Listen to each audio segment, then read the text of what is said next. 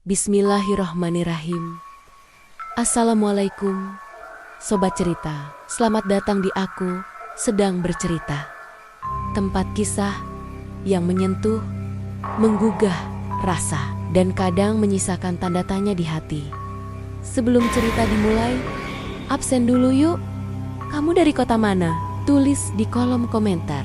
Nah, selamat menikmati ceritanya. Aku Ajeng, 18 tahun, anak pertama dari 3 bersaudara, lahir dan besar di desa kecil dekat Klaten. Hari ini, untuk pertama kalinya, aku berdiri di depan gerbang kota yang selama ini hanya kubayangkan lewat buku pelajaran. Cerita sepupu yang kuliah di sini dan foto-foto di media sosial teman Yogyakarta, kota ini berbeda dari yang kubayangkan. Bukan hanya karena ramainya angkot dan motor yang tak henti berdesis, tapi juga karena suasananya yang anehnya akrab.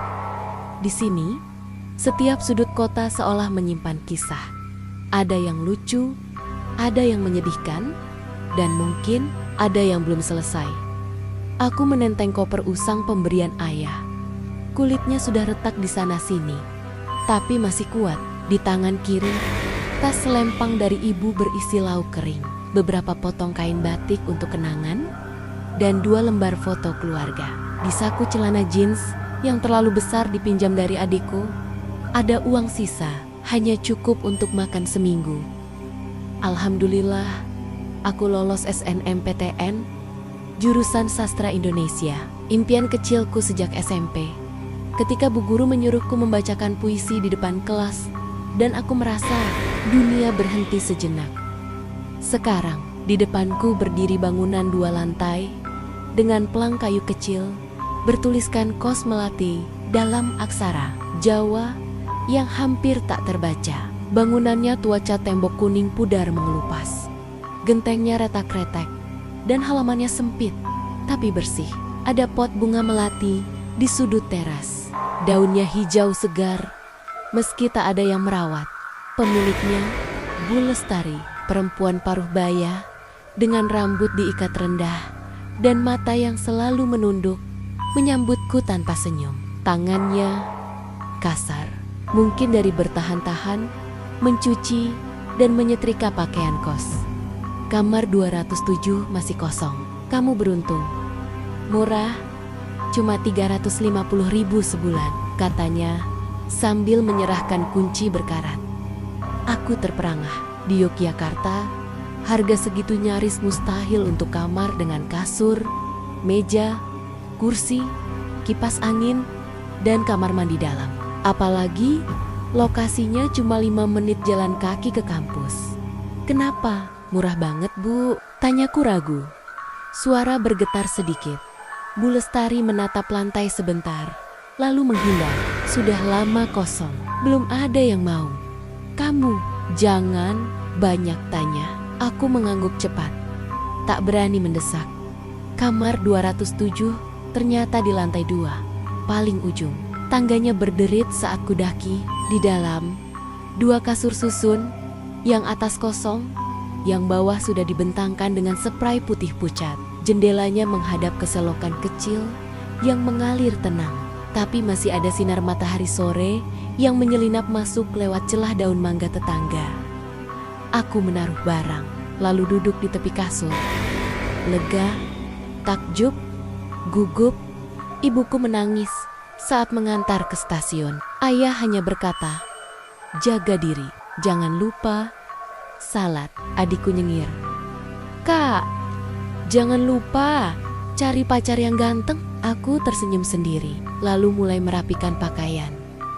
Malam pertama di Yogyakarta, aku baru saja menutup mata ketika gesek, suara selimut ditarik perlahan, seperti ada yang baru saja duduk di kasur sebelah. Aku membuka mata, ruangan gelap, hanya cahaya remang dari lampu jalan yang menyelinap lewat jendela. Kamar ini hanya aku yang tinggal, itu yang Bu Lestari pastikan tadi.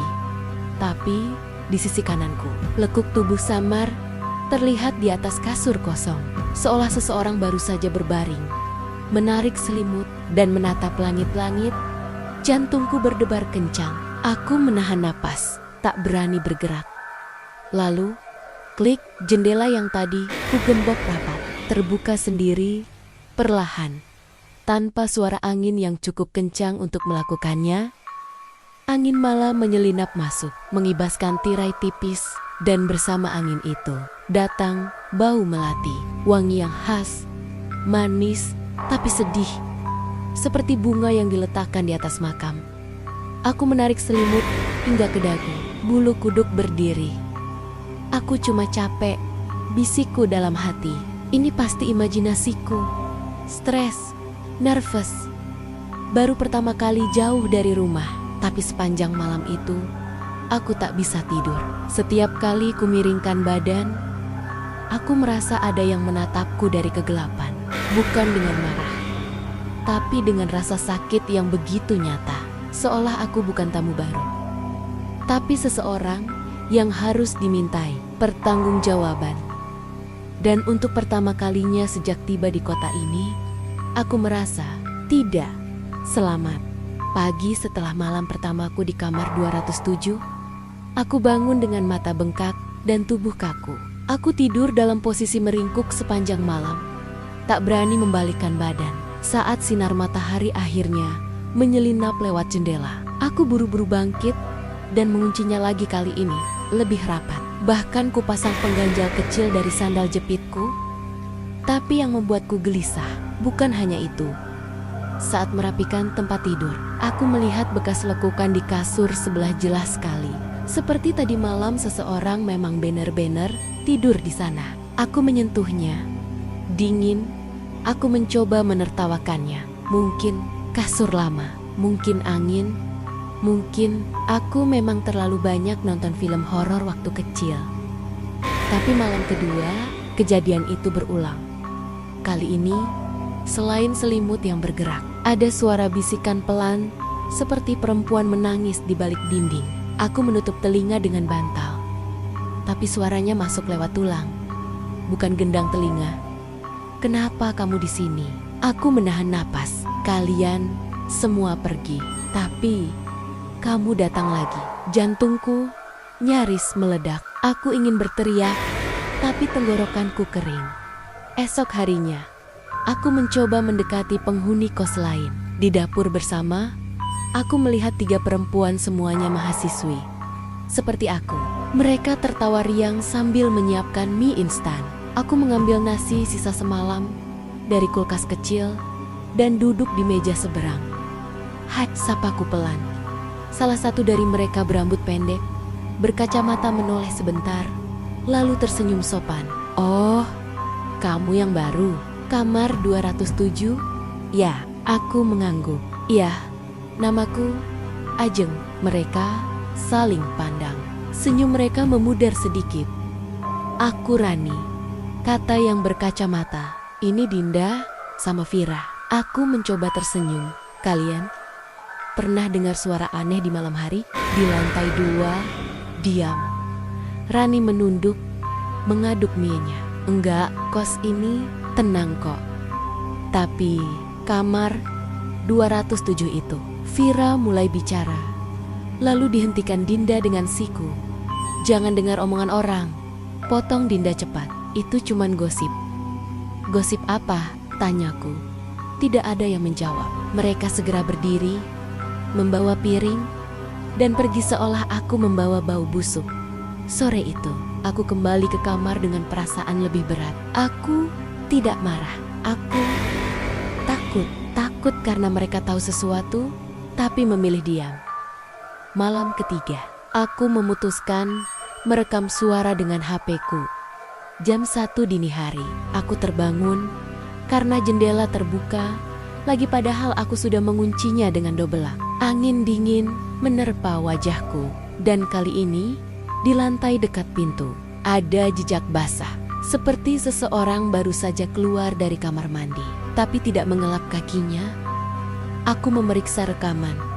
Ada suara air mengalir, lalu bisikan yang jelas, "Aku cuma mau pulang, tapi kalian tidak biarkan aku pulang." Air mataku menetes, bukan karena takut semata, tapi karena aku merasa Dituduh seolah aku bagian dari sesuatu yang jahat. Padahal aku bahkan belum tahu apa-apa. Keesokan pagi, aku menemukan secari kertas kecil terselip di bawah bantal tulisan tangan. Hurufnya goyah. Jangan pakai kalung itu lagi. Aku menyentuh leherku. Kalung perak, sederhana pemberian ibu sebelum berangkat. Bentuknya bunga melati. Aku tidak mengerti, tapi untuk pertama kalinya, aku merasa ini bukan gangguan acak. Ada pesan di balik semua ini. Dan mungkin ada nama di balik suara itu. Aku tidak melepas kalung itu. Bukan karena keras kepala, tapi karena rasanya seperti satu-satunya jangkar yang mengingatkanku pada rumah dari ibu yang tangannya selalu hangat. Dari desa yang masih percaya bahwa kejujuran lebih berharga daripada penampilan. Tapi sejak kertas itu muncul, suasana di kamar 207 berubah. Lebih berat, lebih marah. Malam keempat, aku terbangun oleh suara gesekan pensil di atas kertas. Aku yakin sendirian, tapi di meja kecil di sudut kamar tempat, aku biasa menulis jurnal ada buku catatan yang tidak pernah kuletakkan di situ. Sampulnya coklat lusuh, sudutnya sobek, dan berbau lembab seperti kertas yang lama disimpan di tempat lembab. Dengan tangan gemetar, ku buka halaman pertama. Namaku Nadia. Aku bukan gila, aku hanya lelah. Jantungku berhenti sesaat.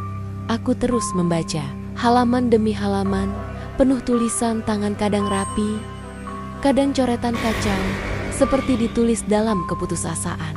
Nadia menulis tentang hari pertamanya di kampus, tentang impian jadi penulis naskah film, tentang ibunya yang sakit paru-paru di kampung.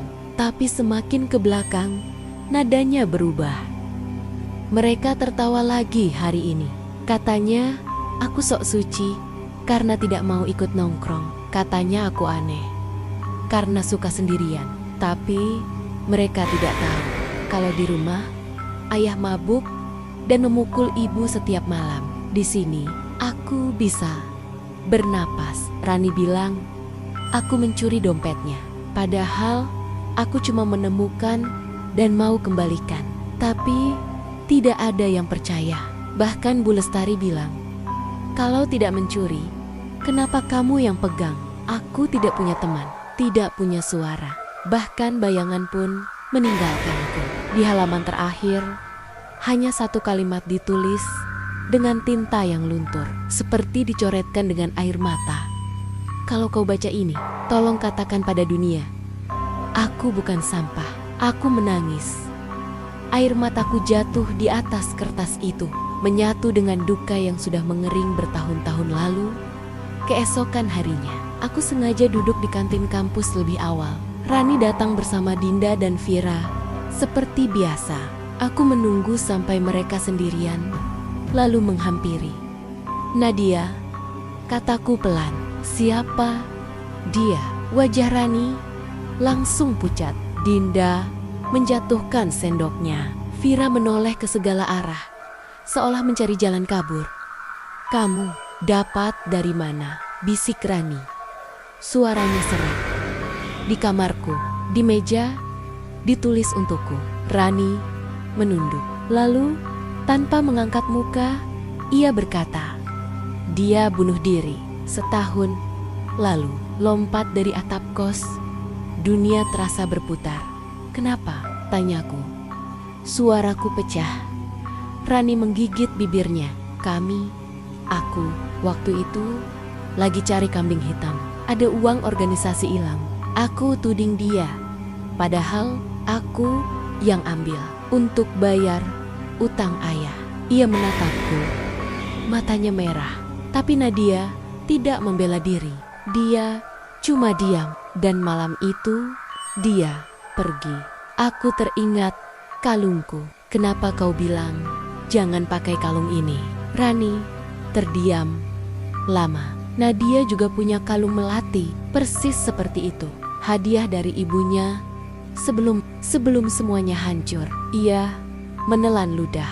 Mungkin dia mengira kamu aku, atau salah satu dari kami. Aku kembali ke kamar. Sore itu, dengan hati yang remuk.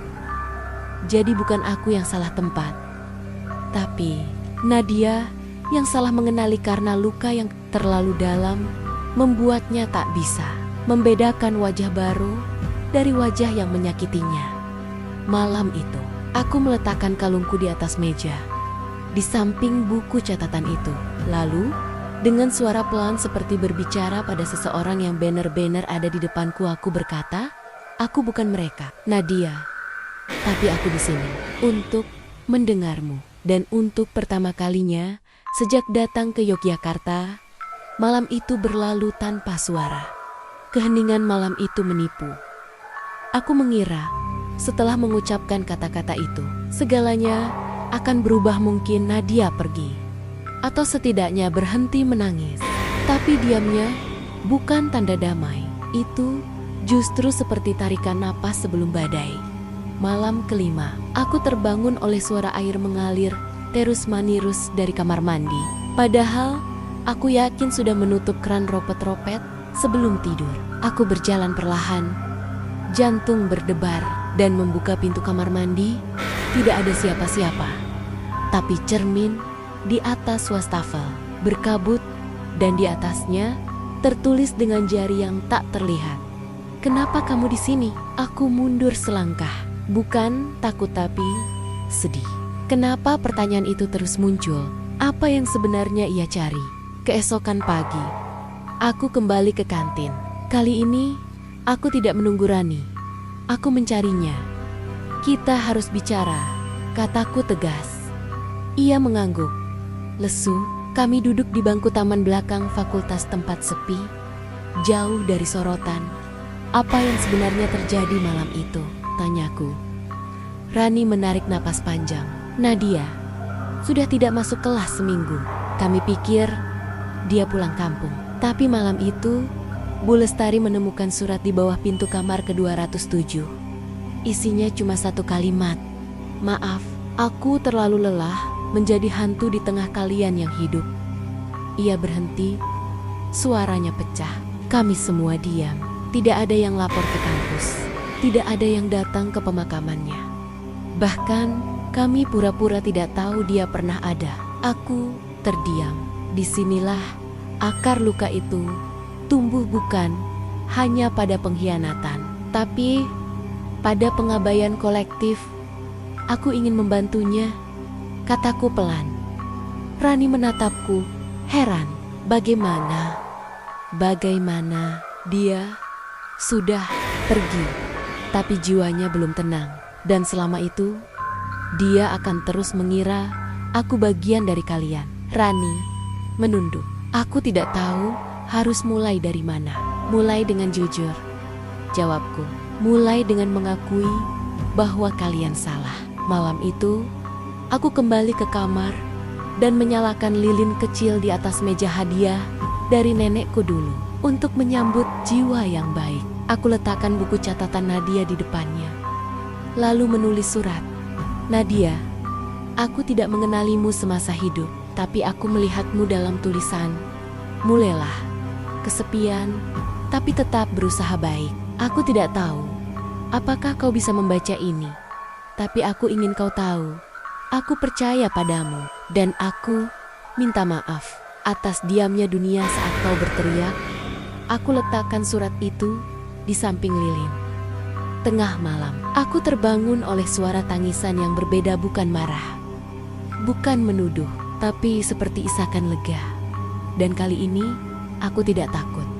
Aku bangkit, berjalan ke tengah kamar, lalu berbisik, "Kalau kamu mau bicara, aku di sini, benar-benar di sini." Angin berhembus pelan dari jendela yang entah sejak kapan sudah tidak pernah kunci lagi. Dan untuk pertama kalinya, aku merasa tidak sendirian di kamar itu. Aku mulai bermimpi tentang Nadia.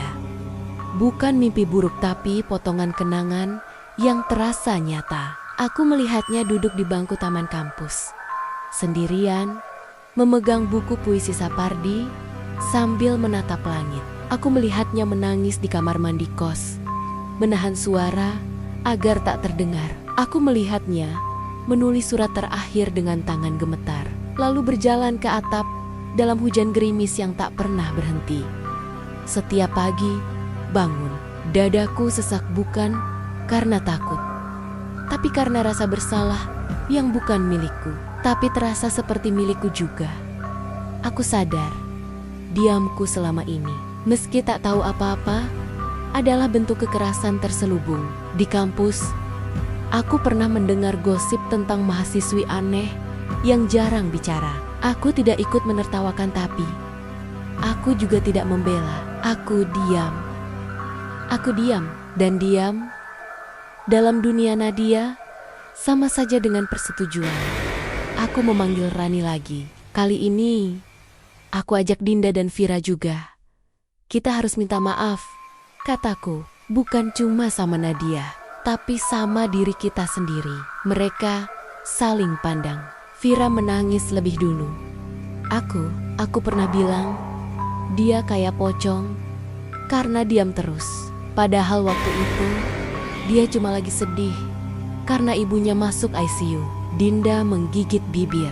Aku malah nyebar foto dia yang lagi nangis di kamar mandi. Dikirain lucu. Rani menatap tanah. Aku yang paling parah.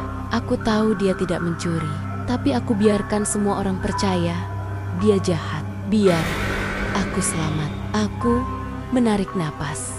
Kalau kalian benar-benar menyesal, bantu aku. Malam itu, kami berkumpul di kamar 207. Pertama kalinya sejak Nadia pergi.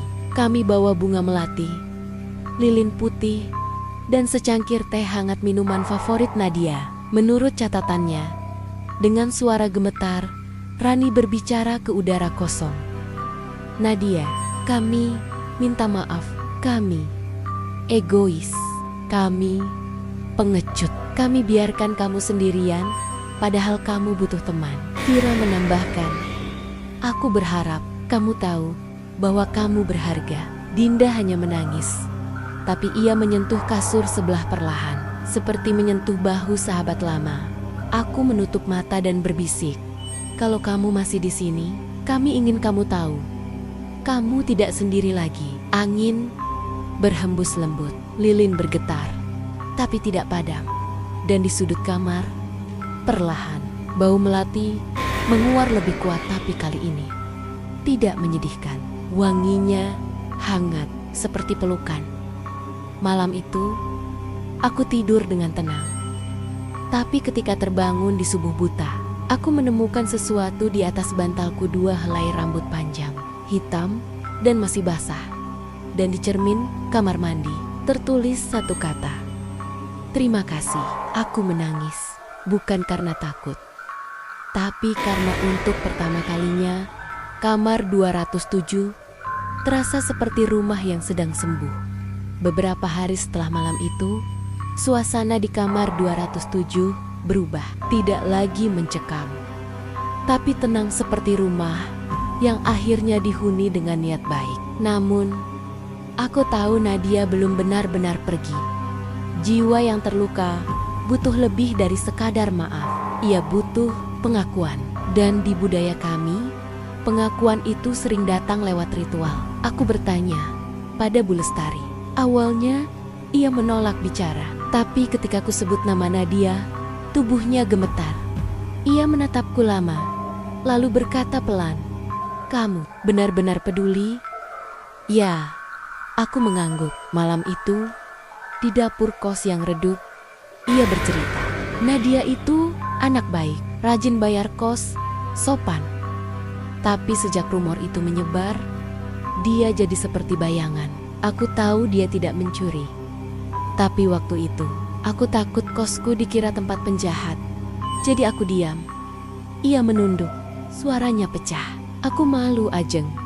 Malu karena lebih takut kehilangan nama baik daripada kehilangan nyawa manusia. Aku menggenggam tangannya yang kasar. Bu, bolehkah kami mengadakan ruatan kecil? Bukan untuk mengusir, tapi untuk melepas. Bu Lestari menatapku, lalu mengangguk pelan. Di desaku, kami sebut itu siraman ruh, untuk jiwa yang belum sempat pamit. Keesokan harinya, kami bersiap. Bersama Rani, Dinda dan Vira, kami membersihkan kamar 207. Bukan hanya debu, tapi juga energi yang tersisa. Kami menata meja kecil di tengah ruangan. Lilin putih, bunga melati segar, secangkir teh tawar, nasi tumpeng kecil, dan buku catatan Nadia, Bu Lestari, membawa kembang setaman 7 jenis bunga, termasuk melati, kenanga, dan mawaryang. Katanya harumnya bisa menuntun arwah pulang. Malam itu, kami duduk melingkar di lantai. Kita tidak perlu mantra, kata Bu Lestari. Cukup bicara dari hati. Jiwa itu tahu mana yang tulus. Rani mulai pertama. Ia membaca puisi yang ditulisnya tentang penyesalan, tentang teman yang tak sempat diselamatkan. Dinda menyanyikan lagu daerah Jawa yang pernah diajarkan ibunya. Mumpung padang rembulan, selagi masih terang bulannya. Vira meletakkan foto Nadia yang dulu tersebar sebagai bahan ejekan kini dibingkai rapi dengan pita putih. Giliranku, aku mengambil buku catatan itu dan membaca keras halaman terakhir kalimat yang membuatku menangis pertama kali. Kalau kau baca ini, tolong katakan pada dunia, aku bukan sampah. Lalu aku berkata, suara bergetar tapi jelas, Nadia. Dunia mungkin diam waktu itu, tapi hari ini kami berkumpul di sini untuk mengatakan, kamu berharga, kamu punya suara, dan kamu layak dicintai persis seperti adanya angin masuk pelan lewat jendela. Lilin bergetar, tapi tetap menyala. Bau melati menyebar ke seluruh ruangan lembut, hangat, seperti napas ibu yang memaafkan. Tiba-tiba, lampu kamar berkedip sekali, lalu mati. Dalam kegelapan, aku merasa ada yang menyentuh punggungku ringan, seperti usapan tangan saudara. Dan dari kejauhan, samar-samar, aku mendengar tawa kecil. Bukan tawa sedih, tapi tawa yang lama terpendam. Ketika lampu menyala kembali, bunga melati di meja tampak lebih segar. Dan di atas buku catatan, ada satu tetes air, bukan air mata, tapi embun pagi yang belum waktunya datang. Aku tahu Nadia mulai pulang. Aku mengira semuanya akan berakhir dengan damai. Tapi malam itu, aku kembali bermimpi, dan kali ini mimpi itu terasa terlalu nyata. Aku berdiri di atap kos. Hujan gerimis membasahi rambutku. Di depanku, Nadia berdiri menghadap kota, punggungnya kurus, rambutnya basah kuyup, kalung melatinya berkilau dalam cahaya lampu jalan. Ia tidak menoleh, tapi aku tahu ia bicara padaku. Kamu pikir aku marah karena kalian menyakitiku, bisiknya. Suaranya seperti angin yang lewat celah genteng. Aku tidak marah. Aku hanya kesepian. Aku terbangun dengan napas tersengal, dan di samping tempat tidur ada secarik foto lama terlipat rapi. Aku belum pernah melihatnya sebelumnya. Foto itu memperlihatkan Nadia tersenyum, memegang piala, dikelilingi teman-teman SMA-nya. Di belakangnya, spanduk bertuliskan juara 1 lomba menulis cerpen tingkat provinsi 2021. Wajahnya cerah, matanya bersinar. Tapi yang membuatku terpaku, ada aku di foto itu. Bukan benar-benar aku, tapi seorang gadis di barisan belakang, memakai seragam yang sama denganku dulu, dengan rambut diikat ekor kuda, dan kalung melati persis seperti milikku. Gadis itu mirip Rani, tapi bukan Rani. Aku buru-buru membangunkan Rani lewat telepon. Kamu kenal Nadia sejak SMA? Tanyaku. Ya, jawabnya pelan. Kami satu sekolah, tapi beda jurusan. Waktu itu, dia populer, juara cerpen, aktif di teater. Tapi setelah ayahnya mulai mabuk dan ibunya sakit, dia jadi pendiam. Orang-orang mulai menjauh, termasuk aku. Kalung melati ini, desakku. Kamu tahu dari mana? Hadiah lomba, jawab Rani. Panitia kasih ke semua finalis. Aku juga punya, tapi aku buang setelah lulus. Malu, karena aku tidak seperti dia, aku menyerah pada mimpi. Aku terdiam. Jadi bukan karena aku mirip pelaku, tapi karena aku mengenakan simbol yang sama dengan masa lalu Nadia yang indah, masa ketika ia masih punya harapan, teman, dan suara, dan arwahnya mengira aku adalah bagian dari kenangan itu yang kembali. Bukan untuk menyakitinya, tapi untuk menghiburnya. Malam berikutnya, aku kembali ke atap kos tempat terakhir Nadia berdiri. Aku membawa kalungku dan foto itu. "Nadia," bisikku ke angin malam. "Aku bukan dia yang dulu meninggalkanmu, tapi aku bisa jadi seseorang yang tetap mengingatmu." Aku lepas kalungku, lalu mengikatnya di pagar atap di samping bunga melati liar yang tumbuh di celah semen. Dan dalam hening itu, aku merasakan kehadiran yang berbeda, bukan duka, bukan amarah, tapi pengertian. Saat aku turun di ambang pintu kamar 207, aku menemukan sesuatu yang membuatku menangis tanpa suara. Selembar kertas baru, bertuliskan tangan yang sama, tapi kali ini hurufnya tenang, rapi, damai. "Aku tahu kamu bukan mereka. Aku hanya butuh seseorang yang mau melihatku, bukan sebagai korban, tapi sebagai Nadia." Aku menempelkan kertas itu ke dadaku, dan untuk pertama kalinya sejak tiba di Yogyakarta, aku merasa dipercaya, bukan ditakuti. Aku tak menyangka keheningan bisa terasa begitu hangat pagi ini.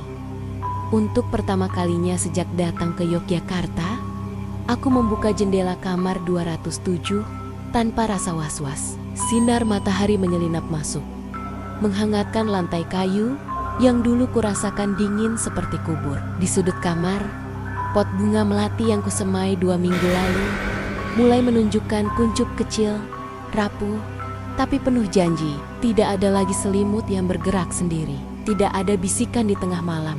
Bahkan, jendela yang dulu seolah punya kehendak sendiri kini hanya terbuka jika aku yang membukanya. Tapi aku tahu, Nadia belum benar-benar pergi. Ia hanya tidak lagi terluka. Kemarin, aku dan Rani menghadap dosen pembimbing UKM jurnalistik. Kami mengusulkan rubrik khusus di majalah kampus. Suara yang tak tergaung, tempat mahasiswa menulis tentang kesepian, tekanan akademik, atau rasa tidak cukup yang selama ini disembunyikan di balik senyum. Awalnya, Pak dosen ragu, terlalu sensitif, katanya. Tapi ketika Rani membacakan puisi terakhir Nadia yang kutemukan tersembunyi di balik bingkai foto lama di laci mejanya, diam lama. Lalu berkata, "Publikasikan dan jadikan ini peringatan." Hari ini, selebaran pertama sudah tercetak. Di sampulnya, ada kutipan dari buku catatan Nadia. "Aku bukan minta kalian menyelamatkanku. Cukup jangan biarkan aku tenggelam sendirian." Sore itu, seorang mahasiswi tahun pertama mengetuk pintuku. Ia gemetar, matanya bengkak. "Aku baca rubrik itu," bisiknya. Aku merasa kayak Nadia." Aku mengajaknya duduk di lantai, bukan di kasur karena kamar ini bukan lagi tempat tidur semata, tapi ruang curhat yang disucikan oleh penyesalan dan harapan. Ia bercerita tentang orang tua yang memaksanya kuliah kedokteran, padahal mimpinya jadi penari. Tentang teman kos yang menertawakannya karena tidak feminin. Tentang malam-malam ia menangis di kamar mandi agar tak terdengar. Aku tidak langsung memberi solusi. Aku hanya mendengar. Dan di akhir ceritanya, aku berkata pelan, "Kamu boleh lelah, tapi jangan pernah percaya kamu tidak berharga." Malam itu, aku menulis di jurnal bukan catatan takut, tapi janji aku tidak bisa menghidupkan Nadia kembali. Tapi aku bisa memastikan suaranya tidak mati 2 kali. Sebelum tidur, aku menaruh secangkir teh tawar di meja seperti yang selalu kubuat sejak malam ruatan. Bukan untuk arwah, tapi sebagai ritual pengingat bahwa setiap jiwa yang lelah berhak didengar, bukan dihakimi. Dan di tengah malam, saat bulan purnama menyinari kamar, aku merasakannya lagi. Sentuhan lembut di ujung rambutku, seperti usapan tangan yang mengatakan, "Terima kasih." Keesokan pagi, aku menemukan sesuatu di ambang jendela, satu kuntum melati segar, padahal bungaku belum mekar. Aku memegangnya erat. Lalu, untuk pertama kalinya sejak lama, aku tertawa tanpa rasa bersalah, tanpa ketakutan. Karena kini aku tahu, kamar 207 bukan tempat hantu tinggal, tapi tempat kemanusiaan kembali pulang. Terima kasih sudah menemani kisah ini sampai akhir. Kalau ceritanya menyentuh hatimu, meninggalkan rasa penasaran, atau justru mengingatkanmu pada seseorang, jangan simpan sendiri. Silakan tulis di kolom komentar apa yang paling kamu rasakan setelah mendengar kisah tadi. Atau mungkin kamu punya pengalaman serupa. Kami di sini ingin mendengarmu. Jika kamu belum subscribe, jangan lupa tekan tombol subscribe, lalu nyalakan lonceng notifikasi agar kamu tak ketinggalan setiap cerita baru yang kami hadirkan setiap hari. Dan jika menurutmu cerita ini layak didengar oleh lebih banyak orang, bagikan ke teman, saudara, atau siapapun yang butuh sedikit renungan hari ini. Sampai jumpa di cerita berikutnya. Semoga hatimu selalu punya ruang untuk mendengar dan merasa. Wassalamualaikum warahmatullahi wabarakatuh. Salam hangat. Aku sedang bercerita.